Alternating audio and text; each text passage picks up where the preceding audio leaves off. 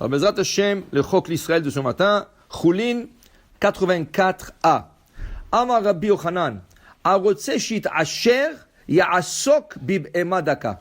Celui qui veut s'enrichir, qu'il achète le menu bétail. Par exemple, le mouton. Pourquoi? Ils sont 100% d'utilisation. D'abord, tu as de la laine, numéro 1. 2, tu as du lait. 3, si tu l'égorges, tu as de la viande. 4, des sabots, Ken, tu peux faire de manches d'ustensiles. Ken, tu peux faire plein de choses avec ces choses-là. Alors c'est pour ça que Chachamim explique, la peau, tu peux faire des manteaux. Chachamim explique, Yaakov Avinu, il envoie Yosef voir ses frères. Mais qu'est-ce qu'il lui dit? Il lui dit quelque chose de très intéressant, si on fait attention dans le mot de la Torah.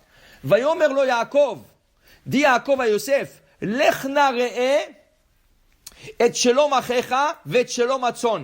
Va voir comment vont tes frères et comment vont le mouton. Comment ils vont le mouton? Qu'est-ce qu'ils ont à faire le mouton? Toute la journée, disent les Mefarshim, non. Tu sais pourquoi ils voulaient savoir comment ils vont le mouton? Akarat Atov, la reconnaissance. Il a dit, puisque le mouton nous donne tant de choses, la laine, la viande, le lait, la peau, tout ce que tu veux, alors il faut s'occuper d'eux.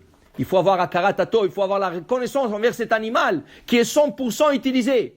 Alors, Amar Rabbi Yochanan, c'est la Gemara de ce matin, elle dit, si tu veux t'enrichir, investis-toi dans le menu bétail. Achète un troupeau de moutons et tu vas t'enrichir.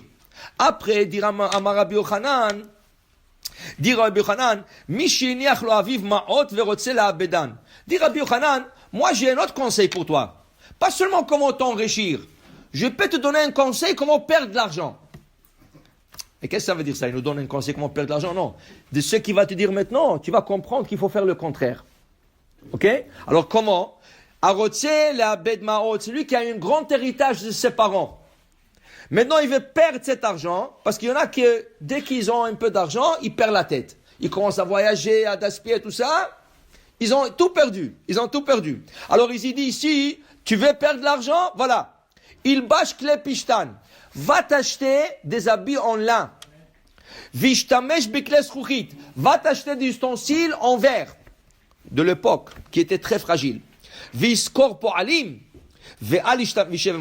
Et va engager des ouvriers qui vont travailler, mais ne regarde jamais qu'est-ce qu'ils sont en train de faire. Tu es garanti avec ces 3 chauffes de perdre ton argent vite. Okay? Alors il dit c'est comme ça.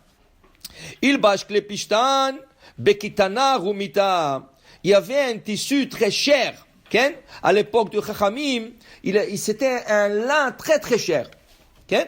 Va acheter tous tes habits en lin cher. Vous savez que le lin, ça protège contre la inara. C'est pour ça, les avdil et les falfé avdalot, les morts, ceux qui décèdent, qu'est-ce qu'on leur porte? Le linceul. En lin pur. 100% lin. Pourquoi? Lin.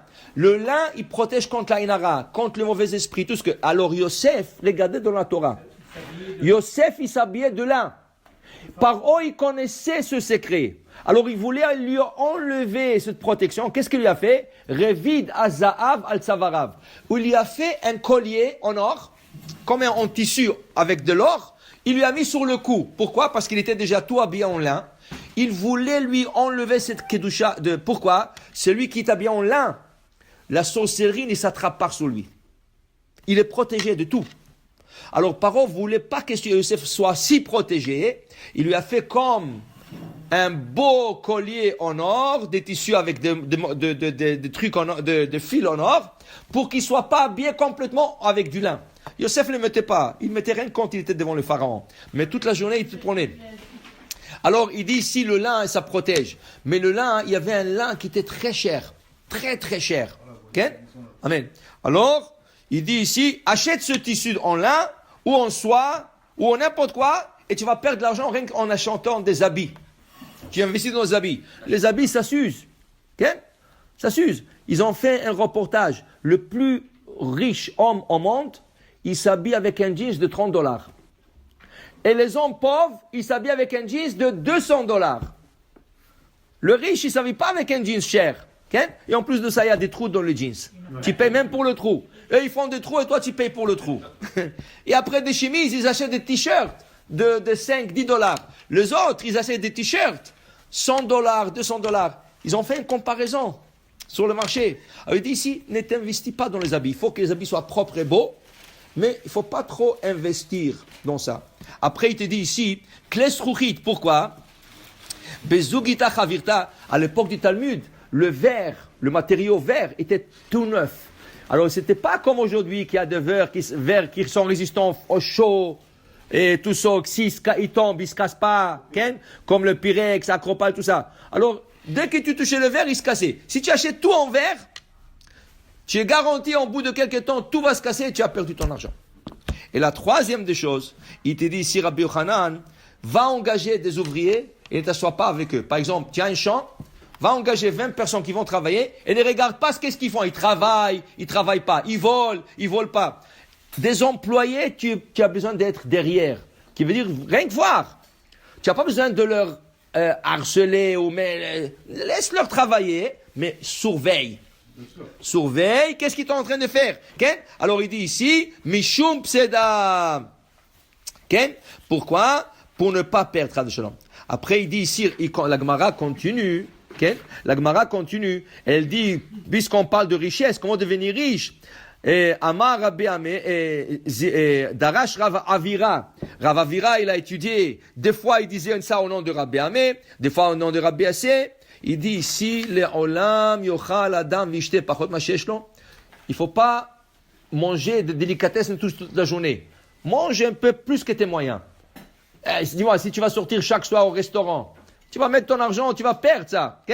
Il dit, vichabed ishto banav yoter mesheshlo. Tu veux investir, tu vas devenir riche. Investir dans ta femme et tes enfants. Achète-leur des habits, achète-leur tout ce qu'ils ont besoin. Ça va t'emmener une bracha. Pourquoi? Tu sais pourquoi? Regarde qu'est-ce qu'il dit Rabbi Avira. Au nom de Rabbi Amir ou Rabbi Assi. Il dit, tes enfants et ta femme dépendent de toi.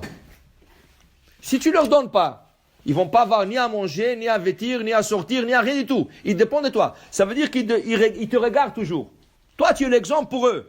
Et toi, tu es comme, tu c'est celui qui leur nourrit, celui qui leur donne l'argent. Vehu, mais toi, de qui tu dépends? Taloui bimisha amar vaya olam. Tu dépends d'Hachem. Hachem te dit, moi je vais voir comment tu t'occupes de ta femme et tes enfants. Tu t'occupes bien de ta femme et tes enfants, je m'occuperai de toi. Tu négliges ta femme et tes enfants, je te négligerai. Alors tu veux devenir riche. La ségoula, occupe-toi de ta femme et tes enfants. Il ne faut pas exagérer non plus. Mais pour dire, si tu t'occupes bien avec respect et tout ce qu'ils ont besoin, Hachem te donnera aussi tout ce que toi tu as besoin. Baruch Adonai Le'olam, Amen ve Amen.